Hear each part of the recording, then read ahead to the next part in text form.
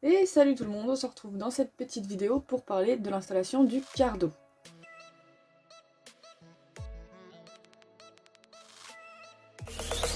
Zombie Apocalypse.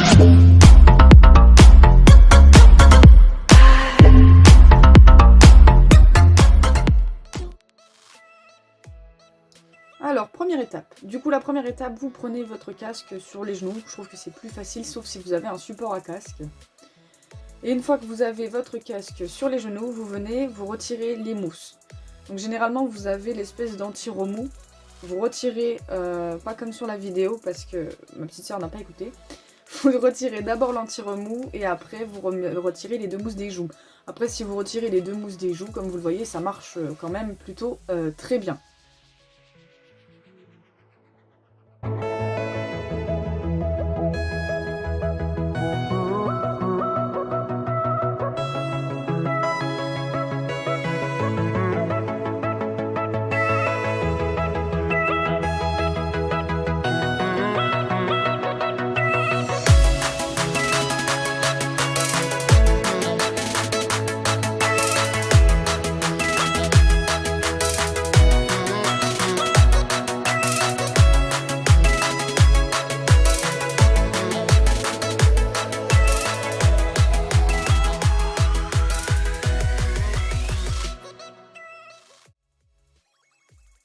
Deuxième étape, il va falloir placer les oreillettes et cacher les fils. Donc les oreillettes, comme vous pouvez le voir, il y a généralement dans tous les casques, il y a des petits trous, des petites alvéoles pour placer les écouteurs. Et vous avez le fil, du coup vous avez un fil plus long que l'autre pour pouvoir qu'en fait l'écouteur qui se rapproche de l'intercom fil court et l'intercom qui sera à l'opposé fil long. Ensuite, troisième étape, il va falloir coller le micro. Alors comme il faut savoir, c'est que la plupart des casques ont des aérations sur l'avant. Malheureusement, si vous avez l'habitude d'ouvrir votre aération vers l'avant, il va falloir placer le micro plutôt sur le côté.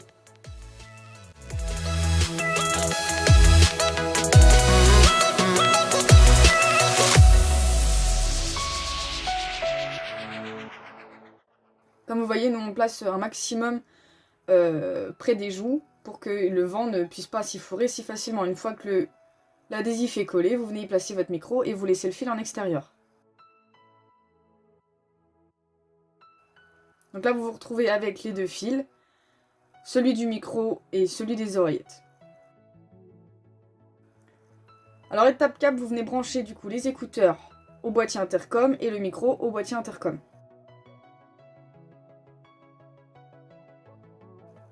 Une fois que les deux sont branchés, en fait, vous allez pouvoir, avec votre boîtier, venir cacher les fils dans les joues et coller votre boîtier, tout simplement. Donc la cinquième étape, comme vous le voyez sur les photos, va falloir venir coller le boîtier intercom. Alors vous le collez où vous voulez, plus en avant ou plus en arrière. Moi j'aime bien le mettre à peu près au milieu sans cacher la marque. Et après, comme vous le voyez sur la vidéo, vous allez bourrer les fils entre les mousses et l'extérieur de casque. En fait, vous avez une petite jointure. Il faut bourrer tous les fils. Attention, il ne faut pas que ça vous gêne quand vous mettez le casque. Donc l'étape numéro 6, on remet les mousses. Vu que tout a été installé, le boîtier a été collé, les oreillettes ont été cachées, le micro a été collé.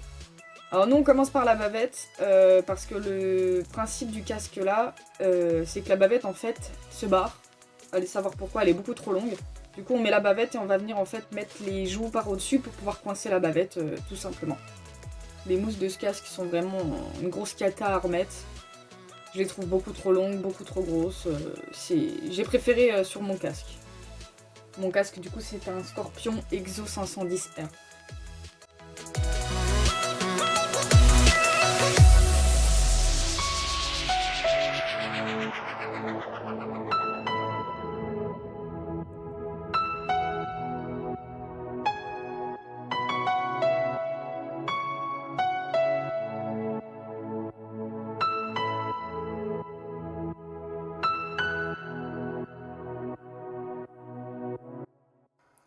Et là voilà, vous avez le résultat final du casque remonté avec les mousses et les fils cachés. On voit aucun fil apparent.